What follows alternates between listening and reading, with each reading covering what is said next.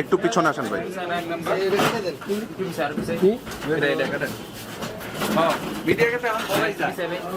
পুরা কাউন্টার আর কি এটা তো কাউন্টার সিস্টেম।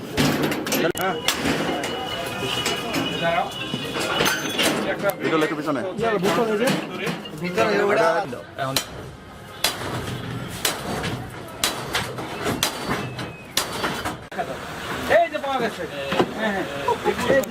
আচ্ছা, হাত দেন না, হাত দেন না, হাত দেন না।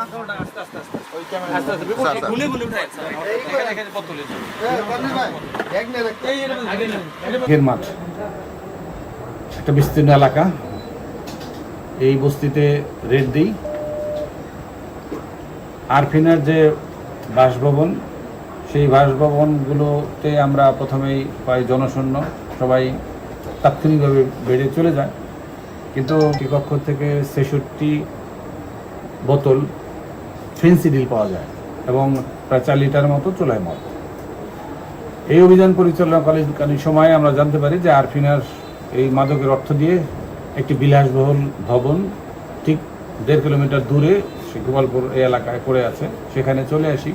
আমরা দেখতে পাচ্ছেন আজকের যে কক্ষে আমরা দাঁড়িয়ে আছি, এই 6তলা ভবনের 3য় তলায় একটি বিলাসবহুল একটি কক্ষ এখানে তৈরি করা হচ্ছে, নির্মাণাধীন।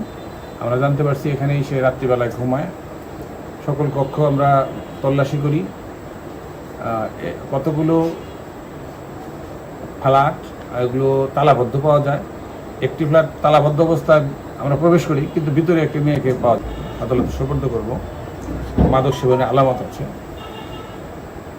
একটি ফ্ল্যাটে আমরা যখন প্রবেশ করি সেটি দেখতে পাই যে সিসি ক্যামেরা নিয়ন্ত্রিত, সব অগোছালো, প্রচুর সংখ্যক মোবাইলের পার্টস এবং 46টা মোবাইল উদ্ধার করা যায় সেখান থেকে, এবং আরও কিছু নিম্নমানের আলামত সেখানে পাওয়া যায়। অনেক নারীর ছবি সেখানে দেখা যায়।